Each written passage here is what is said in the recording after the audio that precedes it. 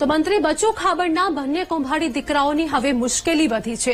દાહોદ જિલ્લા પોલીસે મંત્રી પુત્રોના જામીન પર સ્ટે મૂકવાની માંગ કરી છે।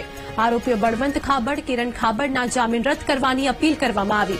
દાહોદની નીચલી કોર્ટે બચુ ખાબડના બંને દીકરાના જામીન મંજૂર કર્યા છે। જિલ્લા પોલીસે સેશન કોર્ટમાં જામીન પર સ્ટેની અરજી કરી હતી।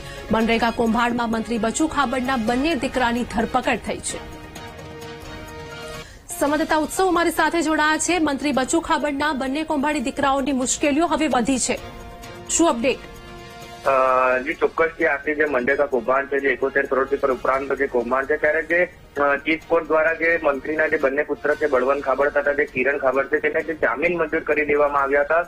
પરંતુ ક્યાંક ને ક્યાંક જે દાહોદ જિલ્લા પોલીસ વડા છે તેમને જે ઉપલી કોર્ટની અંદર જે જામીન ના મંજૂર કરવા માટે અને સ્ટે લાવવા માટે અરજી મૂકવામાં આવી હતી। આજ રોજ જે તે અરજી પર છે જેની સેશન કોર્ટની અંદર આજ રોજ સુનાવણી થવાની છે। ત્યારે જે મંત્રી બચુ ખાબડ છે તથા જે તેના બંને પુત્રો છે તેમને ક્યાંક ને ક્યાંક મુશ્કેલીમાં વધારો આવ્યો હોય તેવું જણાઈ રહ્યું છે।